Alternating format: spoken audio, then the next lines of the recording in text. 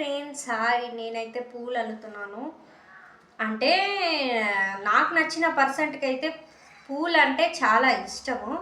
అందుకని చాలామంది అలా అల్లుతారు కానీ నాకు అలా రాదు. నాకు ఈ టైప్‌లోనే పూలు అల్లడం వస్తది.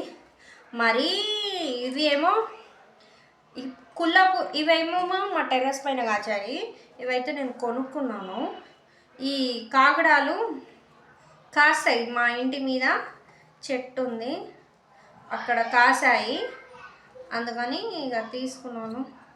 చాలామంది అమ్మాయిలకి ఫ్లవర్లు అంటే అదే పువ్వులు అంటే ఎంతమందికి ఇష్టం ఉండదు. నాకు కూడా ఇష్టమే.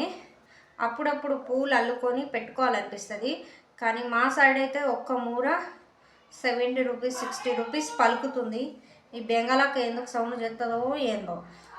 ఒకతే బిడ్డ ఉంది, కంపలాగా అరుస్తూ ఉంటుంది. మీ ఇంట్లో కూడా ఇలా ఉన్నారా చెప్పండి? పర్సెంట్ వాళ్ళైతే ఇలా ఉన్నారా? ఇక అట్లా అరుస్తూ ఉంటుంది తన అయితే. అబ్బా బాబా అనిపిస్తుంది ఒక్కొక్కసారి. ఎందుకు అరుస్తుందో ఏమో. నాకు కోపం వస్తుంది. పిల్లల మీద అరవద్దు. వాళ్ళు నిదానంగా చెప్తే వింటారు. ఎందుకు వినరు? అంతేనా కదా అండి? ఎవరైనా కానీ నిదానంగా చెప్పాలి పిల్లలకి. సున్నితమైన మనసులు మాట వినకపోతే ఒక దెబ్బే వేసి చెప్పాలి. పిల్లలు కదండి. ఇప్పుడు కొంతమందికి అయితే ఎన్ని కోట్లు పోసినా కానీ పిల్లలు పుడతలేరు. కొంతమందికి పిల్లలు పుట్టిన వాళ్ళకి పిల్లల ఈ వాల్యూ అంటేనే తెలుస్తలేదు. కొంతమందికి నిజంగా కొంతమంది పేరెంట్స్కి కూడా తెలుస్తలేదు పిల్లల విలువ ఏంటి, పిల్లల్ని ఎలా పెంచాలి, వాళ్ళ ఎదుగుదలను ఎలా చేయాలి, వాళ్ళకి ఎంత స్టడీ చేస్తే ఎలా ఉంటుంది, బాగుంటుందా లేదా అనే థాట్లోనే ఉంటున్నారు కొంతమంది అయితే. పిల్లలను అర్థం చేసుకున్న మనస్తత్వం ఉంటుందండి. అర్థం చేసుకునే వాళ్ళతోటి పిల్లల గురించి మనం ఎంత చెప్పినా కానీ వేస్టే అండి. ఇప్పుడు మా అక్కలాగా కింద మా బెంగళక్క ఉంది కదా, ఆమెలాగా ఏదైనా మనం అర్థం చేసుకునే దాన్ని బట్టి ఉంటుంది. నిజమా కాదా చెప్పండి ఫ్రెండ్స్? కామెంట్ చేయండి. నాకైతే ఇలా పూలు అల్లి పెట్టుకుంటేనే నచ్చుతుంది నాకు. ఈ మధ్యలో నేను పూల మీద అంత ఇంట్రెస్ట్ చూపిస్తలేను. ఒకప్పుడైతే పూలు బాగా పెట్టుకునేది. నా హెయిర్ చాలా పెద్దగా ఉండే అండి.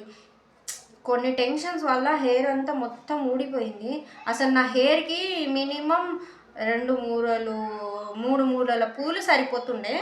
నా హెయిర్కి అలా పెడుతుండే. నేను పూలు పెడితే అలా పెడుతుండే.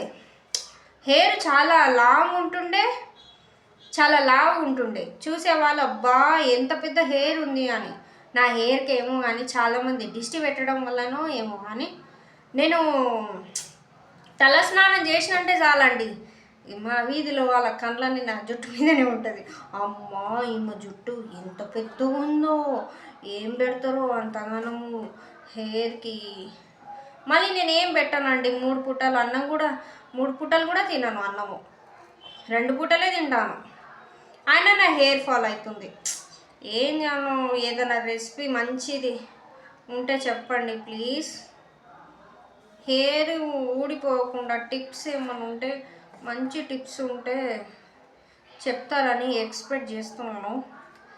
ఏదో చాలామంది గర్ల్స్కి పూలు అల్లనికి రాదు, కానీ నాకు చిన్న ఏజ్లోనే పూలు అల్లనికి వస్తుంది, వంట చేయడానికి వస్తుంది, అన్ని వర్క్ అనేది అని చేసుకున్నా. ఈ బెంగళక్క చూడు ఎట్లా వదులుతుందో ఏమో. పిల్ల మీద ఒక్కతే బిడ్డ ఉంది, ఎందుకల్లా వదులుతుందో ఏమో.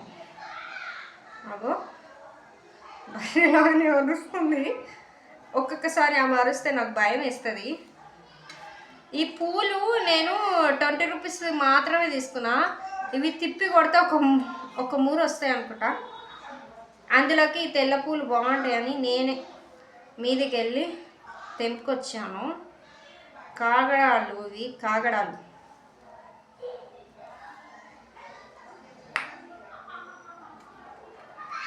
కొంతమంది పూలు అల్లనికి రాదు కానీ మనకు వస్తుంది. ఏందో అండి, ఎక్కడ చూసినా ఈ బెంగాల్లో బతుకుతున్నారు. వీళ్ళ కంట్రీకి మనం వెళ్ళినాం అనుకో, మన తెలుగు వాళ్ళని అస్సలు బతకనియరు. నిజమా కాదా ఫ్రెండ్స్? కామెంట్ చేయండి.